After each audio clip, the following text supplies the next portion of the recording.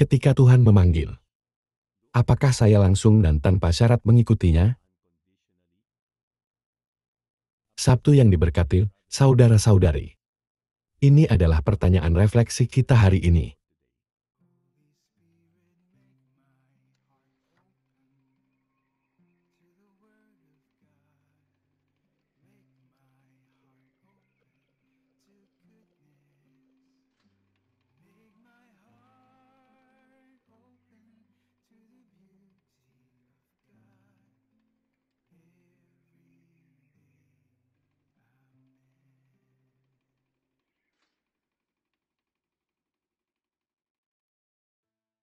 Saint Margaret, putri Kaisar Bela de Force, lahir pada tahun 1242, dan Mary Lascaris pada tahun 1242.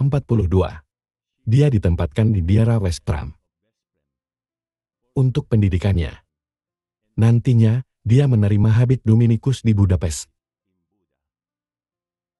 Margaret hidup sepenuhnya untuk Kristus yang disalib. Menginspirasi saudara perempuannya dengan sikap asetiknya. Tindakan belas kasihan, mencari perdamaian, dan melayani dengan rendah hati. Dia menentang semua upaya ayahnya untuk menyiapkan pernikahan politik untuknya dengan Raja Otakar II dari Bohemia. Sebuah gambaran jelas dari karakteristiknya, dilengkapi dalam tindakan kanonisasinya oleh para suster yang tinggal bersamanya. Dia hidup dengan penuh kerendahan hati, melakukan tugas terkecil sekalipun. Meskipun di musim dingin, tangan-tangannya berdarah karena dingin. Dia terus berpuasa dan menolak pakaian bagus dan kenyamanan kerajaan. Mengatakan bahwa dia lebih memilih ordo kesucian saat meninggal, hanya berbau harum saat masih hidup.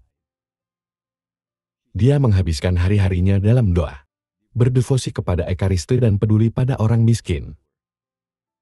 Mereka memalukan diri mereka, apapun yang diberikan keluarganya, dia terima. Dia meninggal tahun 1270, pada usia 28 tahun. Kematiannya diyakini disebabkan oleh kelelahan. Disebabkan oleh puasanya yang ekstrem. Dan berjam-jam dalam doa. 74 mukjizat dikaitkan dengan doa perantaraan kepadanya. Banyak dari mereka terkait penyembuhan penyakit, termasuk beberapa orang yang kembali dari kematian. Meskipun butuh berabad-abad, dia akhirnya ditetapkan sebagai santa. Dia dihormati sebagai santa setelah kematiannya. Paus Pius ke-12 mengkanonisasinya pada tahun 1943. Panggilan Lawi. Yesus berjalan di tepi laut. Semua orang berkerumun padanya, dan dia mengajar mereka. Saat melewati, ia melihat Lewi, anak Alfeus, duduk di pos bea cukai. Yesus berkata kepadanya, "Ikutilah aku." Lalu dia bangkit dan mengikuti Yesus. Saat dia makan di rumahnya, banyak pemungut pajak dan orang berdosa makan bersama Yesus dan murid-muridnya. Banyak yang mengikutinya. Beberapa ahli Taurat dan orang Farisi melihat Yesus makan bersama orang-orang berdosa dan pemungut pajak, dan berkata para muridnya, "Mengapa dia makan bersama pemungut pajak dan orang-orang berdosa?" Yesus mendengar ini dan berkata kepada mereka, "Orang sehat tak butuh dokter, tapi yang sakit, yang membutuhkan. Saya tidak datang untuk memanggil orang benar, melainkan orang berdosa." Dia bangkit dan mengikutinya. Ini menyoroti kecepatan tindakan Matius menanggapi panggilan Yesus. Kekudusan hidup bukan hanya pemisahan dari yang berdosa, namun berpartisipasi dalam kasih Allah dan transformasi untuk menjadi orang yang seturut dengan kehendak Allah. Ketika dia memanggil, Yesus tak pernah berikan peta, hanya sebuah kompas.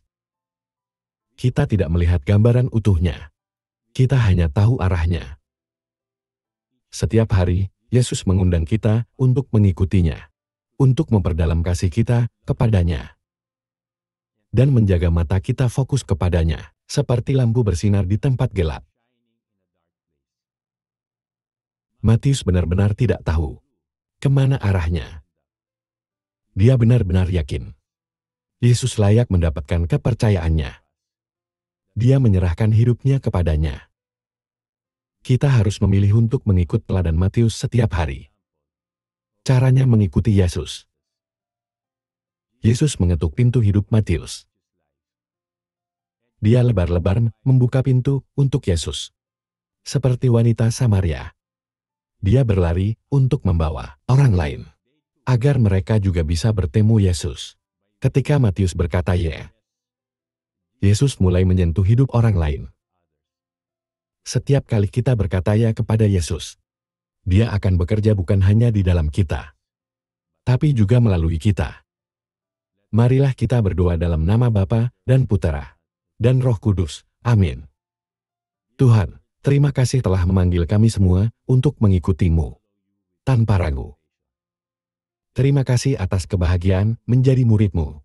Berikan kami rahmat untuk selalu mengetahui kehendak-Mu untuk hidup kami. Bantulah kami menjawab-Mu dengan pengabdian total dan kepercayaan. Yesus, Raja Kerahiman Ilahi, Engkaulah andalanku. Amin. Dalam nama Bapa dan Putera dan Roh Kudus. Amin.